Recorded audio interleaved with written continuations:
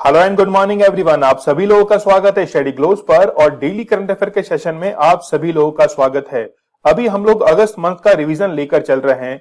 आप लोग मुझे इंस्टा पर फॉलो कर सकते हैं, जो भी आपकी क्वेरीज है वो मुझे पूछ सकते हैं। इसके साथ में ही लेक्चर की पीडीएफ विद आंसर्स आप लोगों को दीपक इंदौरा ऑफिशियल टेलीग्राम चैनल पर अवेलेबल करवा दी जाती है और जो भी क्वेश्चंस हम लोग कवर करते हैं उनका एक क्विज जो है वो भी आप लोगों के लिए अवेलेबल रहता है। तो क्विज को आप लोगों को जरूर अटेम्प्ट करना है। इसके साथ में ही कल मैंने आप लोगों के लिए एक पीडीएफ जो है वो टेलीग्राम पर शेयर की है, तो वो पीडीएफ दोनों पीडीएफ जो है वो आप लोग जरूर देखना। काफी इंपॉर्टेंट क्वेश्चंस आप लोगों को एग्जाम में वहां से देखने को मिलेंगे। चलिए न्यूज ऑफ द डे की हम लोग बात करें। रिसेंटली भारत के लिए खुशखबरी है कि कोविड-19 के लिए जो वैक्सीनेशन स्टार्ट हुए थे 16 जनवरी 2021 से, अब हमने 100 करोड़ जो है वैक्सीनेशन उसको क्रॉस कर दिया है और ये इंफॉर्मेशन एम्स के जो डायरेक्टर हैं उनके द्वारा दी गई है। तो ये जो डेट है वो तो आप लोगों को वनडे एग्जाम्स के लिए जरूर याद रखनी है। इसके साथ में ही जितने भी फ्रंट लाइन वर्कर्स हैं, हेल्थ केयर वर्कर्स हैं, उनको सबसे पहले वैक्सीनेट किया गया था। इसके बाद में फिर इसको थोड़ा सा एक्सपेंड किया गया और 1 मार्च को जो है वो 60 साल के अधिक व्यक्ति जितने भी हैं सबको वैक्सीनेट किया गया। फिर इसको थोड़ा और हम लोगों ने क्या किया, एक्सपेंड किया और एक्सपेंड करते हुए 45 साल से अधिक उम्र के जो व्यक्ति हैं उनको 1 अप्रैल से वैक्सीनेट करना शुरू कर दिया। और 1 मई से, ये डेट जो है 1 मई वाली आप लोग जरूर याद रखना, इसमें सभी व्यक्ति जो हैं जिनकी उम्र 18 वर्ष से अधिक है सभी को वैक्सीनेट किया जाने लगा। और भारत के अंदर आप लोगों को पता है कि किन्नौर जो जिला है हिमाचल प्रदेश में स्थित है, वो 100% दोनों वैक्सीन लगाने वाला पहला जो है वो डिस्ट्रिक्ट बन चुका है। तो ये जो न्यूज है वो भारत के लिए बड़ी बेहतरीन है। दूसरी न्यूज हम लोग देख सकते हैं कि एक 30 मार्च 2020 को सेंट्रल गवर्नमेंट के द्वारा एक योजना लॉन्च की गई थी जिसका नाम था प्रधानमंत्री गरीब कल्याण योजना। इसके तहत जितने भी फ्रंट लाइन वर्कर्स हैं उनका एक एक्सीडेंटल कवर जो है वो इसमें इंक्लूड किया जाता था 50 लाख रुपए का, और इसमें लगभग 22 लाख के आसपास हेल्थ केयर जो है वर्कर्स उनको इसमें इंक्लूड किया गया था। लेकिन अभी समय की जो है नजाकत को देखते हुए इसको एक्सटेंड किया गया है अगले 6 महीने के लिए, और 6 महीने के लिए एक्सटेंड करते हुए अब ये जो है वो अगले 6 महीने के लिए लागू रहेगी। लेकिन 20 अक्टूबर 2021 को इसकी मियाद जो है वो पूरी हो रही थी, इसकी वैलिडिटी कंप्लीट हो रही थी। तो अब जो है इसको आगे 6 महीने के लिए बढ़ा दिया है। अब इसके अंदर क्या कवर होता था कि जितने भी फ्रंटलाइन वर्कर्स हैं वो तो कवर होते ही थे, इसके साथ में private health workers who may have been in direct contact and care of कोविड-19 पेशेंट्स। तो कोविड-19 पेशेंट्स की जो डायरेक्ट कांटेक्ट में आ रहे हैं तो उनकी जिंदगी के लिए एक बड़ा रिस्क है, हो सकता है कि उनको भी वो कोविड हो जाए और वो अपनी जान गंवा दे। इसीलिए सरकार के द्वारा प्रधानमंत्री गरीब कल्याण जो प्रोग्राम है इसकी शुरुआत की गई थी 30 मार्च 2020 को। चलिए 22 अक्टूबर के बेहतरीन करंट अफेयर्स को हम लोग शुरुआत करते हैं। अभी काफी सारे इंडेक्सेस जो हैं वो सामने आ रहे हैं, उन्हीं में से एक इंडेक्स है ग्लोबल फूड सिक्योरिटी इंडेक्स 2021 और इसमें भारत की जो रैंक है वो 71 है। जरूर याद रखना, काफी इंपॉर्टेंट है। देखिए अगर हम लोग वर्ल्ड प्रेस फ्रीडम इंडेक्स की बात करें तो भारत की 142वीं रैंक है। मानव विकास सूचकांक में भारत की 131वीं रैंक है। और मुझे आप लोग बताइए कि रिसेंटली 101वीं जो रैंक आई है वो भारत की रिसेंटली, कल भी मैंने इसके बारे में क्वेश्चन लिया था, तो मुझे आप लोग कमेंट सेक्शन में बताइए कि भारत की रैंक 101वीं किस इंडेक्स में आई है। तो रिसेंटली आपको पता है कि 113 नेशंस के अंदर भारत की जो रैंक है वो कौन सी है, 71 है। यहां पर भारत का जो स्कोर रहा है वो भी काफी चिंताजनक है, 57.2 पॉइंट्स। मतलब हम लोग कह सकते हैं कि मीडियम रेंज के अंदर जो है वो भारत गिना चाहता है। तो हम लोग सबसे पहले ध्यान देने की जरूरत है न्यूट्रिशन पर और इसके साथ में फूड सिक्योरिटी को लेकर। चलिए यहां पर हम लोग देख सकते हैं कि भारत के जो पड़ोसी देश है पाकिस्तान वो 75th रैंक पर है, श्रीलंका 77, नेपाल है 79 पर और बांग्लादेश 84th पोजीशन पर है। लेकिन इनसे बेहतर जो है वो इंडिया है 71 पोजीशन पर। चाइना की रैंक जो है वो यहां पर जानना जरूरी है क्योंकि 34th पोजीशन पर चाइना है। तो चाइना जो है वो इस चीज में काफी अच्छी हालत में है। देखिए affordability, availability, quality and safety, resources and resilience in 113 countries, सीधे तौर पर आप लोग इस चीज को ऐसे समझ लिए कि भारत की जो पर कैपिटल इनकम है कहीं ना कहीं उसको इंक्रीज करने की जरूरत है। तो जब पर कैपिटल इनकम जो है इनकम वो इंक्रीज होगी तो हर व्यक्ति की जो खर्च करने की पावर है वो इंक्रीज होगी और उसके तहत वो फूड जो है उसको वो अफोर्ड कर पाएगा और इस इंडेक्स के अंदर भारत जो है तभी अपनी रैंक को सुधार सकता है। टॉप 3 कंट्रीज की बात करें तो आयरलैंड फर्स्ट पोजीशन पर, ऑस्ट्रिया सेकंड पोजीशन पर और यूके जो है वो थर्ड पोजीशन पर है। एडिशन है इसका 10th। और ईश्वर कौन है यहां पर? Economist impact. ठीक है, तो ईश्वर मतलब जिसके द्वारा प्रकाशित की जाती है। ईश्वर वैसे सबका ख्याल रखते ही हैं, तो यहां पर हमारे भारत के अंदर फूड की जो है वो कमी वैसे नहीं होती है, लेकिन फिर भी कुछ लोग जो हैं वो एक अच्छे खाने, देखिए खाने से मतलब नहीं है, एक अच्छा खाना जो है वो भी अवेलेबल होना चाहिए। आर्टिकल नंबर 21 जो है कॉन्स्टिट्यूशन का, जिसमें दैहिक स्वतंत्रता की बात की जाती है, आर्टिकल नंबर 21, उसके तहत हर व्यक्ति को एक अच्छे पर्यावरण में रहने का, एक अच्छी स्वास्थ्य सुविधाएं जो है हेल्थ फैसिलिटीज वो प्रोवाइड होनी चाहिए। इसके साथ में ही फूड जो है वो भी प्रोवाइड होना चाहिए। चलिए अगली बुक जो है वो काफी इंपॉर्टेंट है। बुक का नाम है actually I met them a memoir. तो ये बुक जो है वो गुलजार के द्वारा लिखी गई है और इन्होंने अपने एक्सपीरियंसेस जो है वो शेयर किए हैं और इस बुक को पब्लिश किया गया है पेंगुइन जो रैंडम हाउस है इनके द्वारा इनको पब्लिश किया गया है इस बुक को। गुलजार जो है वो भारत के लिए एक बॉलीवुड का चमकता सितारे हैं। तो यहां पर इन्होंने किशोर कुमार, विमल रॉय और इनके साथ में कई अभिनेता जो हैं, इनके एक्सपीरियंस, इनकी जो कहानियां हैं, अननोन फैक्ट्स जो हैं, उनको इस किताब के अंदर शामिल किया है। टॉप 5 बुक्स और ऑथर्स को यहां पर देखना जरूरी है। फर्स्ट बुक देखिए आप लोग, bullets over Bombay, Satya and the Hindi film gangster. ये बुक जो है वो उदय भाटिया के द्वारा लिखी गई है। नेक्स्ट देखिए, अब Bangladesh war commentary 1971 radio dispatches, ये किसके द्वारा लिखी गई है? Yuval Barua. Human rights and terrorism in India, वो लिखी गई है यहां पर सुब्रमण्यम स्वामी। नेक्स्ट देखिए, translating my self and others, Jhumpa Lahiri, important book है।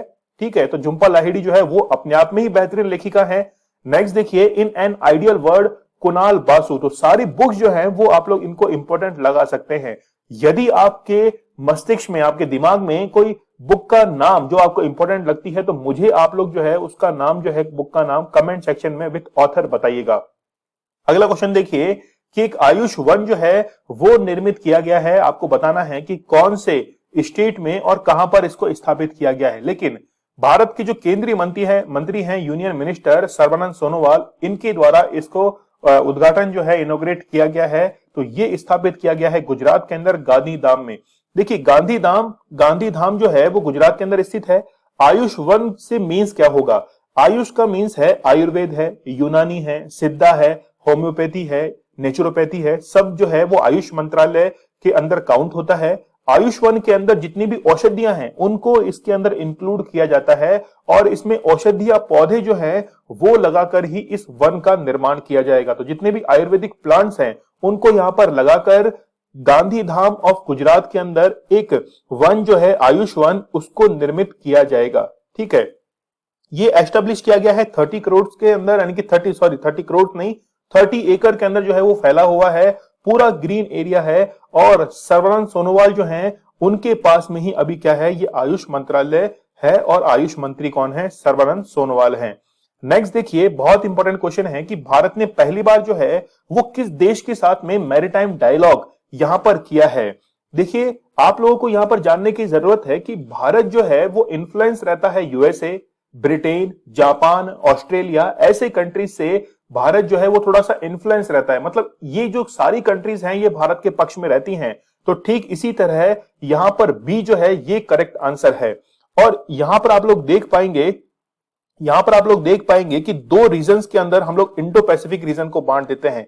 जैसे सबसे पहले हम लोग बात करें, जो रेड लाइन है वो इंडो पैसिफिक रीजन है। तो इंडो पैसिफिक रीजन के अंदर चाइना जो है वो अपना प्रभुत्व जमाना चाहता है, जबकि इंडो पैसिफिक रीजन जिसमें प्रशांत महासागर पैसिफिक को काउंट किया जाता है, यहां पर चाइना जो है वो 9 डैश लाइन का यहां पर क्या करता है, अपना अधिकार जो है वो रखता है। इसीलिए इंडो पैसिफिक रीजन के अंदर ही भारत के द्वारा ब्रिटेन के साथ में एक समझौता जो है मैरीटाइम वो किया गया है, ताकि ये जो है पैसिफिक वाला रीजन इसमें भी भारत जो है वो थोड़ा आगे निकले।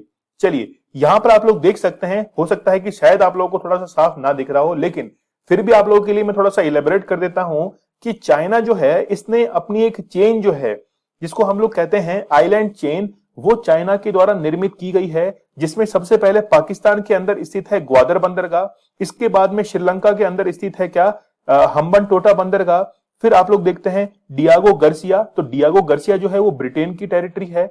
तो एक चेन जो है ये क्या करना चाहता है, प्रपोज्ड आइलैंड चेन है, मतलब आगे जाके चाइना जो है वो इसके अंदर अपना प्रभुत्व जमाने की कोशिश करेगा, लेकिन 9 डैश लाइन जहां पर है वहां पे ऑलरेडी वो क्या कर चुका है, एक चैन निर्मित कर चुका है। तो ये फर्स्ट मैरीटाइम डायलॉग जो है वो इंडिया और ब्रिटेन के बीच में डिजिटल फॉर्मेट के अंदर आयोजित करवाया गया है मैरीटाइम सेक्टर में।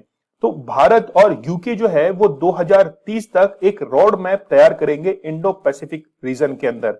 ब्रिटिश जो प्रधानमंत्री हैं बोरिस जॉनसन, इनके लिए याद रखना कि इन्होंने 1 जनवरी 2021 को ब्रेक्जिट पर साइन किए थे। ये ध्यान रखना कि ब्रेक्जिट जो था वो ऑफिशियली कब अस्तित्व में आया है, तो 1 जनवरी 2021 की ये डेट आप लोग जरूर याद रखना, गलती मत कर देना इसके अंदर। चलिए अगला क्वेश्चन देखिए कि चार्लेविल राष्ट्रीय प्रतियोगिता किसने जीती है। भवानी देवी का तो आप लोग नाम जानते ही होंगे। देखिए भारत की जो पहली फेंसर हैं भवानी देवी, इनके द्वारा ये फ्रेंच टाइटल जो है वो जीत लिया गया है। काफी इंपॉर्टेंट क्वेश्चन है और इन्होंने भारत की छवि जो है वो बहुत ही ऊपर बढ़ाई है फेंसिंग के अंदर। यहां पर हम लोग देख सकते हैं कि भवानी देवी जो है ये फर्स्ट इंडियन फेंसर हैं जिन्होंने टोक्यो ओलंपिक के अंदर तो क्वालिफाई किया ही था, साथ में ये फ्रेंच जो है टाइटल इसको भी जीत लिया है। और करंट में रैंक कौन सी इनकी 50 रैंक जो है वो इनकी ओवरऑल वर्ल्ड रैंकिंग आती है। यहां पर आप लोग देख सकते हैं कि 2022 के अंदर एशियन गेम्स जो होने वाले हैं उसके लिए ये प्रिपरेशन जो है वो पहले ही यहां पर करने लग गई हैं। तो यहां पर थोड़ा सा आप लोग इसको ध्यान रखना, ये शी लिखा हुआ है, ठीक है। चलिए बढ़ते हैं हम लोग आगे। यहां पर कुछ फैक्ट्स हैं टोक्यो ओलंपिक से रिलेटेड। टोक्यो ओलंपिक के बारे में आप लोग याद रखना कि टोटल 205 कंट्री जो है उन्होंने पार्टिसिपेट किया था, और इसके साथ में रिफ्यूजी जो टीम है, रिफ्यूजी के लिए भी एक टीम थी। तो टोटल 206 आप लोग इसमें जरूर ध्यान में रखिएगा। भारत की ओर से जो फ्लैग यानी कि क्लोजिंग सेरेमनी के अंदर तो बजरंग पूनिया थे, और जबकि ओपनिंग सेरेमनी के अंदर कौन थे, एमसी मैरीकॉम और मनप्रीत सिंह। मीराबाई चानू के द्वारा पहला जो था मेडल जीता गया था टोक्यो ओलंपिक में, और इनका संबंध मणिपुर से है। सिल्वर मेडल इन्होंने जीता था, तो आप लोग इसको ऐसे याद रख सकते हैं 1 2 का 4। तो 1 जो है गोल्ड मेडल, 2 सिल्वर और 4 जो है वो ब्रॉन्ज मेडल जीते गए हैं इंडिया के द्वारा। बर्मुडा विश्व का सबसे छोटा देश है जिसके द्वारा गोल्ड मेडल जीता गया है, और इसके साथ में ही भारत ने हॉकी के अंदर डिफीट किया था जर्मनी को, और भारत ने ब्रॉन्ज मेडल अपने नाम किया था।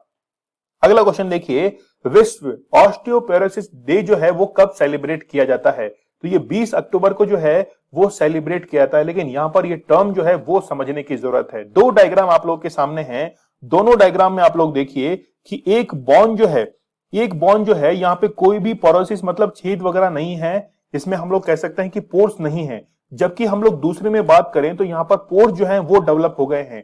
इसका सीधा सीधा अर्थ है कि बोन्स के अंदर यदि विटामिन डी जो है वो सही ढंग से नहीं पहुंच पाता, या फिर विटामिन डी जो है वो ज्यादा एक्सेल हो पा रहा है अपनी बॉडी से, उस कंडीशन के अंदर ऑस्टियोपोरोसिस जो है वो शरीर में देखने को मिलता है। इसके साथ में ही यहां पर 2 जो हैं वो कार्टून आपके लिए दिखाए गए हैं, दोनों को आप लोग ध्यान से देखिए। एक जो है वो यहां पर डिगिंग कर रहा है, मतलब हड्डी के अंदर छेद कर रहा है, और दूसरा जो है वो उसी मटेरियल को एक ट्रॉली के अंदर डालकर बाहर फेंक रहा है। तो ठीक इसी को हम लोग कह सकते हैं कि ये तो है क्या, विटामिन डी। और यहां पर ऑस्टियोपोरोसिस के अंदर जो बॉन्स के अंदर पोर्स जो हैं छेद वो निर्मित हो रहे हैं। तो शायद आप लोग इसको समझ चुके होंगे, लेकिन बॉन्ड डेंसिटी ग्राफ जो है वो एज के साथ में बढ़ता जाता है, ठीक है। अब ये सेलिब्रेट कब किया था, ये तो मैंने बता ही दिया है कि 20 अक्टूबर को सेलिब्रेट किया जाता है, और इसकी अवेयरनेस और प्रिवेंशन के लिए ही ये डे जो है वो सेलिब्रेट किया जाता है। थीम आप लोग देख सकते हैं, service to the strength of the bonds, ये जो है वो इस साल की थीम रही है। चलिए बढ़े हम लोग आगे। ऑस्टियोपोरोसिस क्या होता है, तो मैंने आपको बता ही दिया है कि हड्डियां जो है वो कमजोर हो जाती हैं, नाजुक हो जाती हैं, आसानी से वो टूट जाती हैं। तो मामूली गिरने पर, चोट लगने पर भी जो है वो हड्डियां जो हैं वो टूट जाती हैं। तो ये दुनिया भर के अंदर ये वैश्विक समस्या है, ठीक है, ग्लोबल जो है वो समस्या बन चुकी है और 50 वर्ष से अधिक आयु के जो उम्र के जो लोग हैं उनके अंदर ज्यादातर ये बीमारी देखने को मिलती है। तो हम लोग कह सकते हैं कि रेशो जो है वो 5:1 है बिटवीन मेल एंड फीमेल। चलिए अगला क्वेश्चन देखिए, the first women to get the residence certificate of union territory Ladakh. तो यहां पर पहला जो मूल निवास प्रमाण पत्र है या निवास प्रमाण पत्र है किसके द्वारा, फातिमा बानू जो है इनको ये मिला है। अब लद्दाख के लिए क्या ये खास है, आपको पता होगा कि आर्टिकल 370 जो है वो रिमूव हुआ था कब, 5 अगस्त 2019 को। तो 5 अगस्त 2019 को आर्टिकल 370 जो है वो जम्मू कश्मीर से रिमूव हुआ था। सबसे पहले राज्यसभा के अंदर बिल लाया गया था, फिर लोकसभा के अंदर बिल गया था। दोनों की डेट 6 अगस्त 7 अगस्त, उसके बाद में 31 अक्टूबर 2019 को लद्दाख और Jammu and Kashmir union territory establish हुई थी।